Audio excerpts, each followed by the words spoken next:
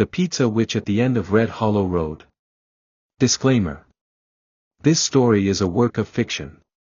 Any resemblance to actual persons, living or dead, or actual events is purely coincidental.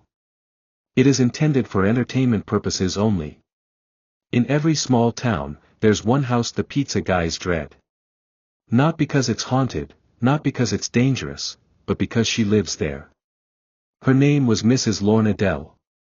Nobody liked delivering to her, not the old-timers, not the rookies, nobody.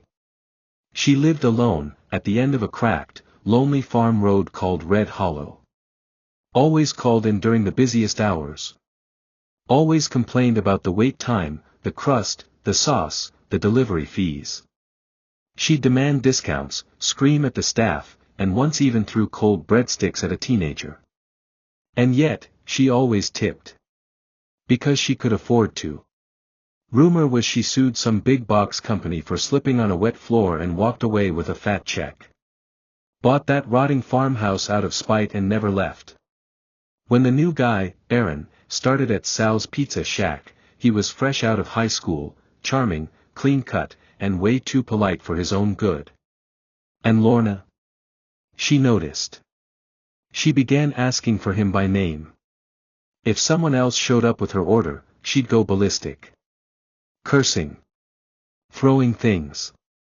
One driver swore she chased his car in a nightgown, screaming, "Bring me Aaron." It became a joke at first. "Yo Aaron," someone would say, "your girlfriend just called. Wants extra sausage." But Aaron? He wasn't laughing. Lorna Dell wasn't just annoying. She was obsessed. And things were getting worse. One muggy Friday night, Aaron got stuck with another delivery to her house. Sal tried to give it to someone else, but the phone started ringing again, Lorna, losing it, threatening to call the Better Business Bureau and sue everyone again. So Aaron went. He hated that road. No lights. Just cornfields and rusted fences and the same dead cow nobody cleaned up months ago. Her house was a collapsing old Victorian, barely held up by vines and bad luck. He parked under the busted porch light and walked up with her pepperoni and black olive special. He knocked. No answer. He knocked again. Still nothing. Then, his phone buzzed. Blocked number. He answered. A voice, low and breathy, purred. "Doors open, sugar, come on in. I'm in the kitchen, waitin' for you." He paused. Considered walking back to the car. But if he bailed, he'd never hear the end of it. And Lorna would call corporate. Again. So, he stepped inside. The house reeked of stale cigarettes, cat pee, and cheap perfume. The wallpaper peeled like burnt skin. The kitchen table sat beneath a flickering ceiling light, and on it, a crumpled $20 bill. He set the pizza down, grabbed the cash, turned to leave. And there she was. Standing in the doorway. Wearing nothing but a crooked smile. Her hair was matted. Skin pale and sagging. Lipstick smeared like clown paint. She winked. "Wanna deliver something extra thick tonight?" Aaron froze. She stepped closer.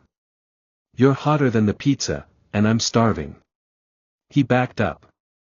"I ordered sausage, but I'm craving something real." Another step. "That's not the only thing I want in a box tonight."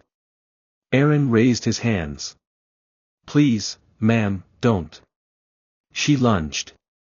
He screamed, shoved her off, panicked, her foot slipped on the tile. She toppled backward, head cracking against the edge of the table. Silence. She didn't move. Aaron stood frozen for what felt like hours. Then shakily called 911. Called his manager. Waited outside with the pizza warming his hands. The police called it self-defense. The staff at Sal's gave him time off. But when he came back, he never entered a house again. No matter what the customer said. No matter how nice the tip was. no matter how hot the pizza. Would you have walked inside?